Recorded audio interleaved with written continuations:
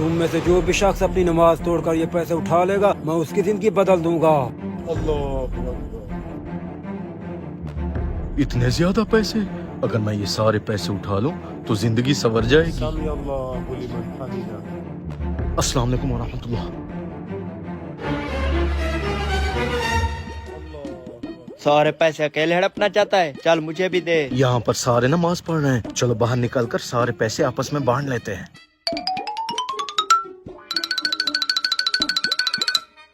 क्या तुम जानते थे वो शख्स कौन था जो इतना ज्यादा पैसे डाल गया? नहीं, मैं नहीं जानता, पर मुझे पक्का यकीन है वो कोई बेवकूफ था जो इतने सारे पैसे नमाजों के आगे छोड़ गया। जो भी हो, हमें तो पैसे दे गया, इससे हमारी जिंदगी संवर जाएगी।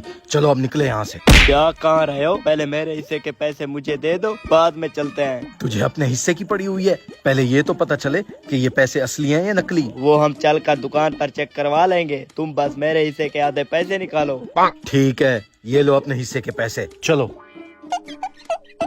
सामने दुकान है, इससे कुछ खरीद कर देखते हैं, पैसे असली हैं या नकली पता चल जाएगा। चलो। भाई साहब 2 कोल्ड ड्रिंक देना। जी अभी देता हूँ।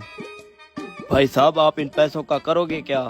मैं इन पैसों से एक सुजुकी मारुति खरीदूंगा, फिर अपनी गर्लफ्रेंड को उस पर घुमाने ले जाऊंगा। ये लो भाई साहब अपनी बोतलें।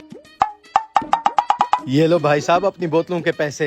ये पैसे मैं आपसे नहीं ले सकता, ये बोतलें आप लोगों के लिए फ्री हैं। हैं? फ्री हैं? कल तक ये बंदा अपनी दुकान पर मुझे उधार भी नहीं देता था और आज बोतलें फ्री दे दी। चलो चलकर कुछ खाते हैं। हाँ चलो। भाईजान 2 प्लेट समोसों की लगाना। जी अभी लगा देता हूँ।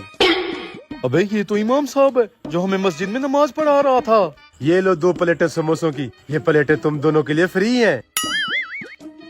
हैं? ये भी फ्री दे रहा है? आखिर माजरा क्या है?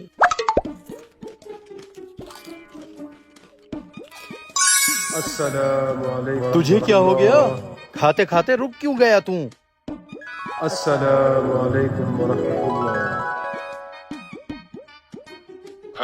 खैर तो है, तू नमाज में कहाँ गुम था?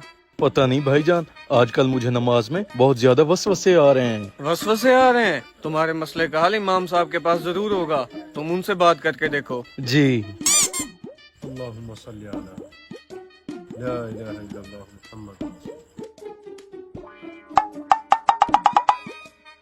इमाम साहब आजकल मुझे नमाज में शैतान गुमराह कर रहा है, क्या मेरी नमाजें कबूल होती होंगी? ऐसी नमाज पढ़ने से तो अच्छा है मैं नमाज ही ना पढ़ूं। जी जी इमाम साहब, ऐसा मेरे साथ भी होता है। मेरे भाई शैतान भी तो यही चाहता है कि हम लोग नमाज पढ़ना छोड़ दें। उसका तो काम ही यही है कि हम लोगों को मरते दम तक गुमराह करते रहना। फिर इमाम साहब इस मसले का हल क्या है?